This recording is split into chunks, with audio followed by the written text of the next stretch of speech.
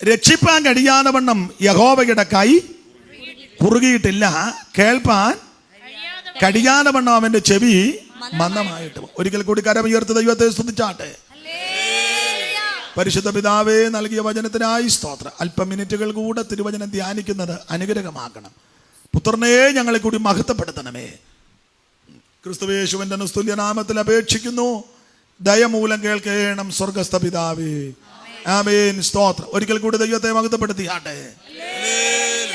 അധർമ്മമൂർത്തിയായി വരും അന്തിക്രിസ്തുവിനായി വഴിയൊരുക്കും നിസങ്ങൾ, പൂവിൽ വഴിയൊരുക്കും നിസങ്ങൾ.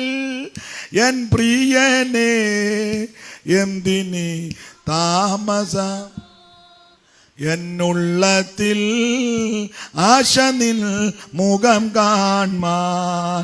എന്നുള്ളത്തിൽ ആശ നിൻ മതികെട്ട മനുജർ പണിയും നേയകറ്റാൻ.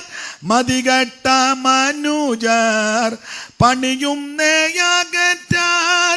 മതത്തെ ഈ ഭൂവിൽ നിന്നു സത്യ മതത്തെ ഈ ഭൂവിൽ നിന്നു. എൻ പ്രിയനെ എന്തിനി താമസമോ, എന്നുള്ളത്തിൽ ആശ നിൻ മുഖം കാൺമാൻ. എന്നുള്ളത്തിൽ ആശ നിൻ മുഖം കാൺമാൻ. എന്നുള്ളത്തിൽ ആശ നിൻ മുഖം കാൺമാൻ. രക്ഷിപ്പാൻ കഴിയാതെ വണ്ണം യഹോവയുടെ കൈ കുറുകിയിട്ടില്ല. ഇന്നലെ ചിന്തിച്ചത് ദൈവത്തിന്റെ കരത്തിന്റെ വിശേഷത. അനുസരിക്കുന്ന ദൈവകുഞ്ഞുങ്ങൾക്ക് ഇത് അനുഗ്രഹത്തിന്റെ കരമാണ്. എന്നാൽ ദൈവത്തോടും വചനത്തോടും ദൈവിക ശുശ്രൂഷകളോടും ദൈവത്തിന്റെ ആത്മീക പ്രവർത്തനങ്ങളോടും മരത്ത് മത്സരിക്കുന്നവർക്ക് ഈ കരം ന്യായവതിയുടെ കരമാണ്. നമ്മൾ ഇന്നലെ ചിന്തിച്ചു. മിസ്രയീമിൽ ദൈവത്തിന്റെ ന്യായവതിയുടെ കരം വെളിപ്പെട്ടു. മിസ്രയീം ദേശം മുഴുവൻ പേൻ, മൃഗത്തിന്റെ മേലും മനുഷ്യരുടെ മേലും. ഏലിയുടെ കാലത്ത് ഫെലിസ്ത്യ ദേശത്ത് ഈ കരം ഭാരമായി വെളിപ്പെട്ടു. പട്ടകം ഫെലിസ്ത്യരെ പിടിച്ചോണ്ട് പോയി ദാഗോന്റെ ക്ഷേത്രത്തിൽ വെച്ചു. ദാഗോൻ ഉച്ചയും കുത്തി താഴെ വീണു. പിറ്റേന്ന് കൊണ്ടുവന്നൂടെ വെച്ചു പറഞ്ഞ് അവിടെ ഇരുന്നോണം, ദൈവത്തോട് പറയാ അവിടെ ഇരുന്നോണം. പിറ്റേന്ന് പെടലിയില്ല, കയ്യുമില്ല. ഇന്നലെ നമ്മളൊരു പാട്ട് പാടി, ദാണ്ട കിടക്കുന്നത് അതാ, കിടക്കുന്നത് ദാവീദ്, കിടക്കുന്നത് ദാഗോൻ. അപ്പോൾ മരത്ത് മത്സരിക്കുന്നവർക്ക് ഈ കരം ന്യായവതിയുടെ കരമാണ്. എന്നാൽ അനുസരിക്കുന്ന, അംഗീകരിക്കുന്ന, ആരാധിക്കുന്ന, കർത്താവിനെ അനുഗമിക്കുന്ന, അനുധാവനം ചെയ്യുന്ന ദൈവകുഞ്ഞുങ്ങൾക്ക് ഈ കരം അനുഗ്രഹത്തിന്റെ കരമാണ്. അപ്പൊ ശ്രദ്ധിക്കുക, ദൈവത്തിന്റെ കരത്തിന്റെ സ്പർശനമേറ്റാൽ എന്തൊക്കെ സംഭവിക്കും. കമ്പിവാചകം പോലെ നമുക്ക് ഓർപ്പിക്കാം. ഉൽപ്പത്തി പുസ്തകം 32:22 മുതൽ താഴോട്ടുള്ള വേദഭാഗം ചടേന്ന് വായിക്കാമോ? രാത്രിയിൽ അവൻ എഴുന്നേറ്റ് തന്റെ 2 ഭാര്യമാരെയും 2 ദാസിമാരെയും 11 പുത്രന്മാരെയും കൂട്ടി യബ്ബോക്ക് കടവ് കടന്നു. അങ്ങനെ അവൻ അവരെ കൂട്ടി ആറ്റിനക്കരെ കടത്തി തനിക്കുള്ളതേ അക്കരെ കടത്തിയ ശേഷം യാക്കോബ് തനിയെ ശേഷിച്ചു. അപ്പോൾ ഒരു പുരുഷൻ ഉഷസ്സാകുവോളം അവനോട് മല്ല് പിടിച്ചു. അവനെ മല്ല് പിടിക്കയില്ല, മല്ല് പിടിച്ചു. അവനെ ജയിക്കയില്ല എന്ന് കണ്ടപ്പോൾ അവന്റെ തുടയുടെ തടം തൊട്ടു. അടുത്തത് ആകയാൽ അവനോട് മല്ല് പിടിക്കൽ യാക്കോബിന്റെ തുടയുടെ തട ഉളുക്കി പോയി. എന്നെ വിടുക, ഉഷസ്വദിക്കുന്നവല്ലോ എന്ന് പറഞ്ഞതിന് നീ എന്നെ അനുഗ്രഹിച്ചല്ലാതെ ഞാൻ നിന്നെ വിടുകയില്ല എന്ന് പറഞ്ഞു. അടുത്ത വാക്യം, നിന്റെ പേരെന്തെന്ന് അവൻ ചോദിച്ചത്. നിന്റെ പേര് യാക്കോബ് എന്ന് പറഞ്ഞു. നീ ദൈവത്തോടും മനുഷ്യരോടും മല്ല് പിടിച്ച് ജയിച്ചത് കൊണ്ട് നിന്റെ പേരിനി യാക്കോബ് എന്നല്ല ഇസ്രായേൽ എന്ന് വിളിക്കപ്പെടും. 33-ാം അധ്യായത്തിന് 4-ാം വാക്യം തൊട്ട് താഴെ 4-ാം വാക്യം. യേശാവ് ഓടി വന്നവനെ കെട്ടിപ്പിടിച്ച് ആലിംഗനം ചെയ്ത് അവന്റെ കഴുത്ത് വീണ് ചുംബിച്ച് രണ്ടുപേരും കരഞ്ഞു. മതി. ദൈവത്തിന്റെ കരം വന്നാൽ എന്തൊക്കെ സംഭവിക്കുമെന്ന, ദൈവത്തിന്റെ കരത്തിന്റെ സ്പർശനമേറ്റാൽ എന്തൊക്കെ നടക്കും. ഇവിടെ വായിക്കുന്നത്, രാത്രിയിൽ യാക്കോബ് എഴുന്നേറ്റു. സന്ധ്യയ്ക്ക് കിടന്നുറങ്ങുന്ന ആളാ. ഇപ്പൊ രാത്രിയിൽ കണ്ടോ, ഒരിക്കൽ ഓടി ഒരു സ്ഥലത്ത് ചെന്നപ്പോൾ സൂര്യൻ അങ്ങോട്ട് വൈകി അസ്തമിച്ചതേ ഉള്ളൂ. അന്നേരം തന്നെ സന്ധ്യ ആയപ്പോഴേ കടന്നു. ക്ഷീണം കൊണ്ടാ ഓട്ടടാ ഓട്ടവാ. വീട്ടിൽ നിന്ന് ഓടിയിട്ട് അവിടെ വന്നാ നിന്നെ. കാരണം ചേട്ടൻ കൊടുവാളുമായിട്ട് നിൽക്കുക വീട്ടിൽ കൊല്ലാൻ. ഈ ചേട്ടാനിയന്മാർ ബഹളം ഉണ്ടാക്കിയ വലിയ പ്രശ്നമാണ് അല്ലേ?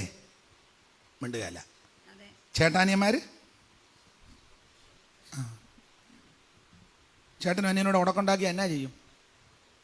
നീർന്നത് അമ്മയായിരിക്കും. അമ്മയപ്പനുമാ ഇല്ലേ? അമ്മയല്ലയോ രണ്ടുപേരെയും പ്രസവിച്ചേ? അമ്മയ്ക്ക് മക്കളല്ല ഒരുപോലെ. ഈ മരുമക്കൾ ചിലപ്പം കോളൊപ്പിച്ച് കൊടുക്കും. തള്ളക്കല്ലേലും അവനോടാ കൂടുതൽ. അവൾ ഈ കുടുംബം കലക്കാൻ വന്നതാ. അമ്മയ്ക്കല്ലേലും അവനോടാ, മൂത്തവനോടാ കൂടുതൽ. ഇളയാൾ ഒപ്പിച്ചു കൊടുക്കുന്നതാ. അതിന് മൂത്തയാൾ ഒപ്പിച്ചു കൊടുക്കും. അമ്മയ്ക്കല്ലേലും ഇളയവനോടാ ഇഷ്ടം. അമ്മ വല്യമ്മത്തള്ള പറയും, എടി രണ്ടുപേരോടില്ല, അവക്ക് നടുവത്തോളോടാ ഉണ്ടോ കലക്കുന്ന കണ്ടോ? നീറുന്നത് മാതാപിതാക്കളാ ഇതിൻ്റെ നടുവിൽ. നിങ്ങളാരും മിണ്ടാതിരിക്കുന്നേ അല്ലേ? അല്ലേ കുഞ്ഞോളമ്മാമ? ഞാൻ പറഞ്ഞ പരമാർത്ഥമല്ലേ? അട കുഞ്ഞോളമ്മാമയ്ക്കെങ്കിലും അത് മനസ്സിലായല്ലോ. മാതാപിതാക്കളാ നീറുന്നത്. സ്തോത്രം. ഞാൻ ചില സഹോദരങ്ങളോട് പറയും, നിങ്ങൾ അലോഗ്യം ഉണ്ടാക്കരുത്, വഴക്കുണ്ടാക്കരുത്. ചേട്ടാനിയന്മാർ തമ്മിൽ, ചേട്ടത്തി അനിയത്തിമാർ തമ്മിൽ അലോഗ്യം ഉണ്ടാക്കരുത്. ജ്യേഷ്ഠത്തി അനിയത്തിയും കൂട്ടുകാരെ പോലെ ഇടപെട്ടോണം. ജ്യേഷ്ഠനും അനിയനും വഴക്കുണ്ടാക്കരുത്. സ്തോത്രം. ഒറ്റക്കെട്ടായിട്ട് നിൽക്കണം. ചേട്ടനും അനിയനും പ്രശ്നമായി. ഈ കുരുക്കൊപ്പിക്കുന്ന പെണ്ണുങ്ങളുണ്ട്. അതിന് ഞങ്ങളുടെ അമ്മച്ചി പറയും, നിങ്ങൾ കേട്ടിട്ടുണ്ടോന്ന് അറിയില്ല, തലയണ മന്ത്രം. അതെന്നാന്ന് എനിക്ക് അങ്ങോട്ട് പിടി കിട്ടുന്നത്. കേട്ടിട്ടുണ്ടോ? അതാ അമ്മച്ചൻ കേട്ടിട്ടില്ല? കേട്ടിട്ടേ ഇല്ല. തലയണ മന്ത്രം അങ്ങനെ പ്രയോഗം കേട്ടിട്ടോ? മന്ത്രമൊന്നും എനിക്കറിയാൻ മേല. കേട്ടിട്ടില്ലേ? കേട്ടിട്ടില്ലേ തങ്കച്ചായ? പ്രായമുള്ള നിങ്ങൾ പറ. ഷിനിപ്പാസ് കേട്ടിട്ടില്ലേ? അയ്യോ തലയണ മന്ത്രം. നല്ല കാര്യം പറഞ്ഞു തരിക എന്നെ അംഗീകരിച്ചോണം. സഹോദരിമാരെ, നല്ല കാര്യം പറഞ്ഞു തരിക. അച്ഛാ, നമുക്ക് അമ്മയെ സംരക്ഷിക്കണം, നമുക്ക് അപ്പച്ചനെ ഹോസ്പിറ്റലിൽ കൊണ്ടുപോകണം, അപ്പച്ചനെ ഇച്ചിരി ക്ഷീണമുണ്ടെന്തോ ബുദ്ധിമുട്ട്, നമുക്ക് ആരാധനയ്ക്ക് പോകണം, നമുക്ക് ഒറ്റ പ്രാർത്ഥനയ്ക്കും മുടക്കരുത്, കൂട്ടായ്മയ്ക്ക് നമുക്ക് പോകണം. സ്തോത്രം. ഇവിടെ ആഴ്ചയിൽ ഒരു പിച്ചക്കാരൻ വരും, ഒരു 10 രൂപ തരണേ, പുള്ളി വരും. എനിക്ക് ഒക്കെ നല്ല കാര്യമാണ്. എന്നാൽ ചിലർ കുരുക്കൊപ്പിച്ച് കൊടുക്കും. ഒരു കാര്യം പറഞ്ഞേക്കാം, അപ്പുറത്തെ വീട്ടിൽ ഇനി മേലിൽ കയറിപ്പോയരുത്. എൻ്റെ തനിനിറം അതാ തലയണ മന്ത്രം. മിക്കവാറും നാളെ യോഗത്തിന് വരികയില്ലെന്നാ തോന്നുന്നു, നോട്ടോ ഇരിപ്പം കണ്ടിട്ട്. അപ്പം നിങ്ങൾ ചിന്തിക്കുക, എന്നാൽ താൻ തന്നെ ഇരുന്ന് യോഗം നടത്തിക്കൂ.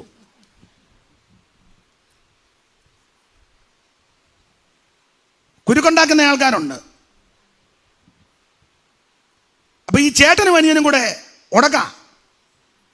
ഏശാവ് ഇങ്ങനെ നിൽക്കുക യാക്കോബിനെ കൊല്ലാൻ. അമ്മയ്ക്ക് മനോവേദനയായി. അമ്മ ഉടനെ പറഞ്ഞു, ഓടിക്കോളാൻ പറഞ്ഞു. ഓടിക്കൂ, ഇവിടെ നിൽക്കരുത്. എൻ്റെ ആങ്ങള ലാബാൻ പത്തനാരാമിലുണ്ട്, കാർന്നോൻ്റെ വീട്ടിലോട്ട്. നല്ല പറ്റിയ കാർന്നോനാ. കാർന്നോനും കാർന്നോത്തി കാട്ടാനക്കിൽ ആട പഠിച്ചവരാ. ഓടിക്കും. ഉടനെ ഉടുങ്കടക്കൊന്നും എടുക്കാനല്ല, എടുത്ത് ഓട്ടവാ. ഓടി ഒരു സ്ഥലത്ത് വന്നു. ആ സ്ഥലത്ത് വന്നപ്പോൾ ആ സൂര്യൻ വൈകി അസ്തമിച്ചു. വീട്ടിൽ കയറാൻ മേല. ചേട്ടൻ കൊടുവാളുമായിട്ട് നിൽക്കുന്നു. സഹായത്തിന് ആരുമില്ല, ആശ്വാസം പറയാൻ ആരുമില്ല, ഉടുതുണിക്ക് മറുതുണിയില്ല, ഭക്ഷിപ്പാൻ ആഹാരമില്ല, ധരിപ്പാൻ വസ്ത്രമില്ല, എന്തെല്ലാം വൈതരണികളാ. പക്ഷെ ഓടി ആ സ്ഥലത്ത് വന്ന് സൂര്യൻ വൈകി അസ്തമിച്ചു. അന്നേരം പുള്ളി ക്ഷീണമൊക്കെ കാണും, മനപ്രയാസവും ക്ഷീണവും. എനിക്കൊരു ചിന്ത, ഇതൊക്കെ ഈ പ്രശ്നം വരുമ്പോൾ മനപ്രയാസം കൂടുകയല്ലേ അല്ലേ? വീട്ടിൽ നിൽക്കാൻ മേല, ചേട്ടൻ കൊല്ലാൻ നിൽക്കുന്നു, അപ്പൻ്റെ അമ്മയുടെ സംരക്ഷണത്തിൽ നിന്ന് ഓടിപ്പോന്നു, സഹായത്തിന് ആരുമില്ല, ഉടുതുണിക്ക് മറുതുണിയില്ല, കഴിക്കാൻ ആഹാരമില്ല, ഒന്നുമില്ല. മനപ്രയാസം കൂടുമ്പോൾ എങ്ങനെ ഉറക്കം വരുന്നത്? പുള്ളിക്ക് സുഖം ഉറക്കം. യോഗത്തിനിടെ തന്നെ ഉറങ്ങുന്ന കണ്ടിട്ടില്ലേ? എന്തെല്ലാം പ്രശ്നങ്ങളാ. കുത്തിയിരുന്ന് ഉറങ്ങും. എനിക്ക് സന്തോഷമാണ് കേട്ടോ, കാരണം ഇവിടെയെങ്കിലും വന്നിരുന്ന് ഉറങ്ങുന്നുണ്ടല്ലോ. സ്തോത്രം. പണ്ട് ഞങ്ങൾ ബൈസ്കൂളിൽ പഠിച്ചപ്പോഴേ എം വി ചാക്കോ സാറാ രാവിലെ ക്ലാസ്. ഞാൻ ഈ വെളുപ്പിനെ കുറച്ചേറെ സമയം ഇരുന്ന് പ്രാർത്ഥിച്ചു. പിന്നെ ദിനചര്യകളെല്ലാം കഴിഞ്ഞ് ചാപ്പൽ സർവീസും എല്ലാം കഴിഞ്ഞ് ഫുഡും ഒക്കെ കഴിച്ച് 9 മണിക്കാണ് ക്ലാസ്. ഞാൻ ഭക്ഷണം കഴിച്ചേച്ച് വന്ന് ബെഞ്ചിലോട്ടൊന്ന് മയങ്ങിപ്പോയി കിടന്ന്. അപ്പം Chacko sir, M V Chacko sir എൻ്റെ അധ്യാപകനാണ്. കയറി വന്നപ്പം പിള്ളേരാരും എന്നെ വിളിച്ചില്ല. സാറൊന്ന് വഴക്ക് പറഞ്ഞോട്ടെന്ന് ഓർത്തായിരിക്കും. അപ്പം സാറ് വന്ന് ഞാനിങ്ങനെ കിടക്കുക. അപ്പം ഇപ്പോഴും ഓർക്കുന്നു, സാർ ഉടനെ പിള്ളേരെല്ലാം വിളിച്ചേച്ച് 2 ശീല് പാട്ട് പാടി. ഉറക്കത്തിനു സുഖവും തന്നൻ അരികെ നിന്ന പാട്ട് കേട്ടാ ഞാൻ ഇപ്പോൾ എൻ്റെ ഓർമ്മയിലുണ്ട് എം വി ചാക്കോ സാറ്. അപ്പം ഈ പ്രശ്നങ്ങളെല്ലാം രൂക്ഷമായപ്പോൾ യാക്കോബ് സുഖമായിട്ട് കിടന്നുറങ്ങി. അല്ല, സന്ധ്യയായപ്പോഴേ കിടക്കുന്നയാളാ.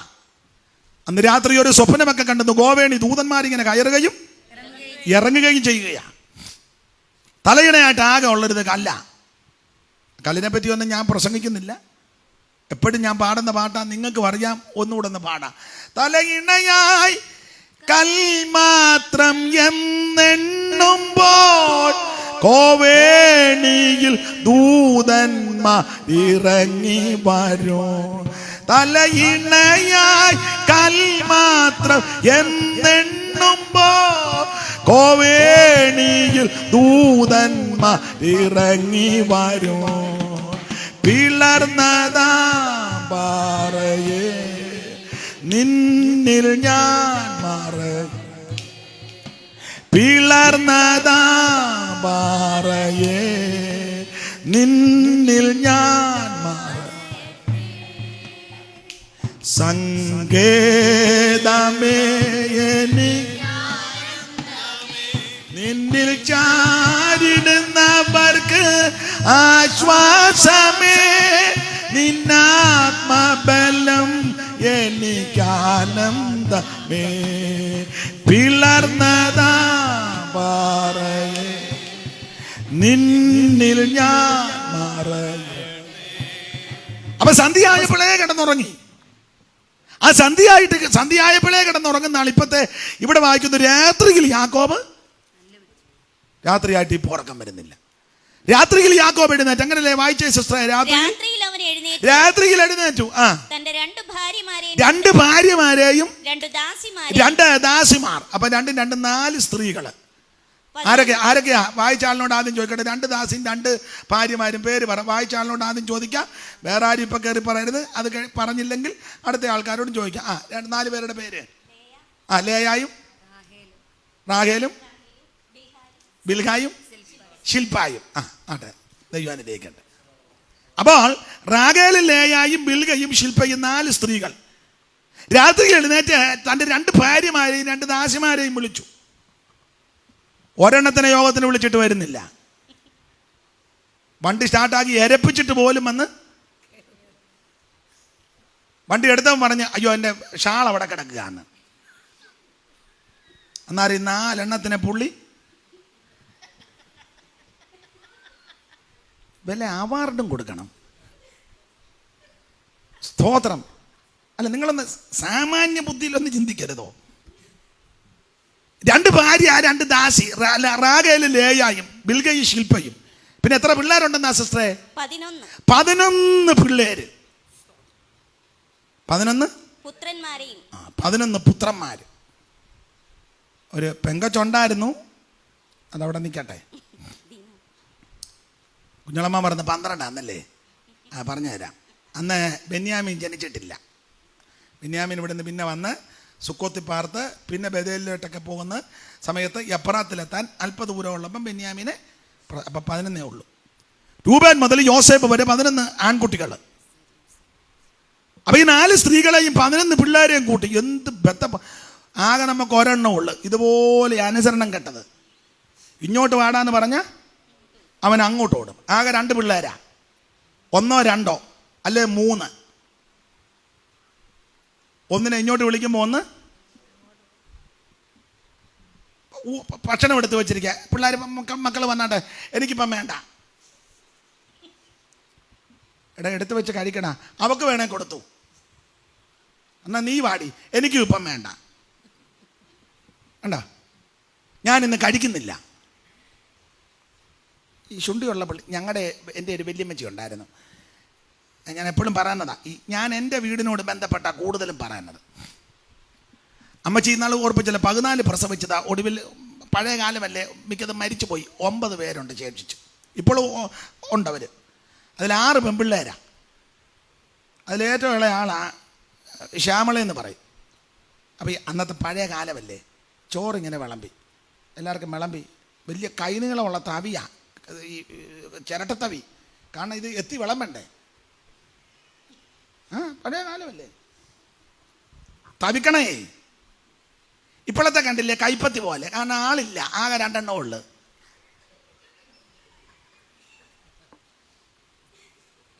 അറിഞ്ഞ ഒരേ പരിപാടി. പണ്ട് 10-18 ഇളമ്പികളൊക്കെ എത്തണം. ഞങ്ങളുടെ വേറൊരു വല്യമ്മച്ചി എൻ്റെ വല്യമ്മച്ചി പറഞ്ഞ, പുള്ളിക്കാരുടെ വല്യമ്മയുടെ കാലത്ത് കൂട്ടുകുടുംബമല്ലേ, ആ വീട്ടിൽ 32 പേരാ.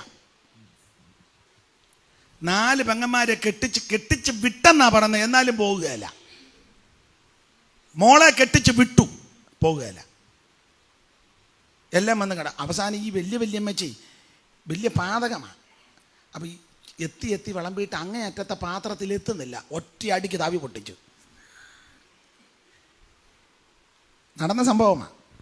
പറഞ്ഞ കൂട്ടുകുടുംബം പരാധീനതയുള്ള കുടുംബമാണ്. എന്തായാലും കൊള്ളാം. അപ്പം ഈ വല്യമ്മച്ചി ചോറ് വിളമ്പിയ ഇളയ മോളോട് പറഞ്ഞ്, ശ്യാമളെ ചോറ് കഴിക്കാൻ പറഞ്ഞു. എനിക്ക് വേണ്ട. ഒന്നുകൂടെ ചോദിച്ചു, ചോറ് വേണമെന്ന് ചോദിച്ചു. വേണ്ട. എന്നാൽ പോ. ആദ്യം അതങ്ങ് അമ്മച്ചി കഴിച്ചു. കാരണം എല്ലാവർക്കും അല്പമേ ഉള്ളൂ. അത് കഴിച്ചു. ബാക്കിയുള്ളവരെല്ലാം കഴിച്ചേച്ച് കിടക്കാനുള്ള സമയമാണ്. കുറച്ചുകൂടെ രാത്രി ആയപ്പം വന്ന് വെച്ച്, എൻ്റെ ചോറ് തരാം. ചോറില്ലെന്ന് പറഞ്ഞ് തലവൻ കഴിക്കാൻ മതി. പട്ടിണി കിടന്നു. പിറ്റേന്ന് ചോറ് വേകുന്നതിന് മുന്നേ ശ്യാമള വന്ന് നിൽക്കുക. എൻ്റെ ചോറ് ആദ്യം തരണം, എൻ്റെ ചോറ്. പിടിവാശിയുള്ള പിള്ളേരുണ്ട്. അതൊക്കെ അതിൻ്റെ മറുകൃതി. 1, 2, 3 പിള്ളേർ. അനുസരണം മിക്കടത്തും ഇല്ല. ഇപ്പം പിന്നെ പിള്ളേരെ വഴക്ക് പറയാനും അയ്യോ, പിള്ളേരെ ഒന്നും പിള്ളേരുടെ ഒക്കെ എവിടെ പോകുന്നടാ എന്നെ അവൻ ചോദിച്ചെന്നേ ഉള്ളൂ. കണ്ടോ കാലം, കണ്ടോ? ഒന്നേ ഉള്ളു, നീർ തത്തും പോലെ നിൽക്കുക. നീറ് പിടിച്ചി പുറകുഭാഗം ഇങ്ങനെ നിൽക്കുന്ന കണ്ടിട്ടില്ലേ? നീറ് ഒറ്റ ഉള്ളു. യാക്കോബ് ഈ 4 സ്ത്രീകള് 11 പിള്ളേരെയും കൂട്ടി യാബോക്ക് കടവ് കടന്നു. അന്ന് രാത്രി തനിക്കുള്ളതെല്ലാം അക്കരെ കടത്തി അവൻ കടവിങ്ക ശേഷിച്ചു. ആ രാത്രി ദൂതനിറങ്ങി യാക്കോബുമായിട്ട് മല്ല് പിടിച്ചു. വിടുന്നില്ലെന്ന് കണ്ടപ്പോൾ തുടകിട തടത്തി തൊട്ടു, ഉളുക്കി. നിന്റെ പേരെന്തെന്ന് ചോദിച്ചു. എൻ്റെ പേര് യാക്കോബ്, ഉപായി, കളിപ്പീരുകാരൻ, പറ്റിക്കക്കാരൻ എന്നൊക്കെയാ അതിൻ്റെ അർത്ഥം. പക്ഷേ ദൂതന്റെ മുമ്പ് ആകെ സത്യം പറഞ്ഞു. ദൂതൻ പറഞ്ഞു, നീ സത്യം പറഞ്ഞത് കൊണ്ടും നീ കാര്യങ്ങൾ തുറന്നേറ്റ് പറഞ്ഞത് കൊണ്ട് നിന്റെ പേരിന് യാക്കോബ് എന്നല്ല ഇസ്രായേൽ എന്ന് വിളിക്കപ്പെടും എന്ന് പറഞ്ഞാൽ ദോഷത്തിന്റെ ശാപത്തിന്റെ കെടുതിയുടെ അവനെ പേര് മാറ്റി. അന്ന് രാത്രി ദൈവം തൊട്ടപ്പോൾ അവന്റെ പേരും പ്രകൃതിയും മാറി. ഓടിച്ചവസാനിപ്പിക്കാം. പിറ്റേന്ന് അക്കരെ ചെന്നപ്പോൾ രാത്രി കഴിഞ്ഞ് അക്കരെ കയറിയപ്പോൾ കൊടുവാളുമായിട്ട് 20 വർഷം മുമ്പ്, എൻ്റെ ഭാഷയെ പറയുക, വെട്ടാൻ നിന്ന ഏശാവ് ഓടി വന്ന് കെട്ടിപ്പിടിച്ച് ചുംബനം ചെയ്തു. അർത്ഥം ഇത്രയേ ഉള്ളൂ, ദൈവം നിന്നെ തൊട്ടാൽ അവനൂടെ രൂപാന്തരം വരും. യാക്കോബിന് ഞാൻ ദൈവം തൊട്ടത്, പക്ഷേ ഏശാവിന് രൂപാന്തരം വന്നു. യാക്കോബിന് ഞാൻ ദൈവം തൊട്ടത്, ഏശാവിനെ തൊട്ടില്ല. യാക്കോബിനെ തൊട്ടപ്പോൾ ഏശാവിന് രൂപാന്തരം വന്നു. നിനക്ക് പ്രതികൂലമായി നിൽക്കുന്നവർ അനുകൂലപ്പെട്ടു വരും. ഈ ദിവസങ്ങളിൽ ഉപവാസ പ്രാർത്ഥനയിൽ ദൈവം നിന്നെ തൊടട്ടെ, ദൈവം നിന്നെ സ്പർശിക്കട്ടെ, ദൈവം നിന്നെ സന്ദർശിക്കട്ടെ. എന്നെ കേൾക്കുന്ന പ്രിയരെ, യാക്കോബിനെ തൊട്ടകരം കുറുകിപ്പോയിട്ടില്ല. യാക്കോബ് പറയാം, നീ എന്നെ അനുഗ്രഹിച്ചല്ലാതെ ഞാൻ നിന്നെ വിടുകയില്ല. കരമുയർത്ത് ദൈവത്തെ സ്തുതി.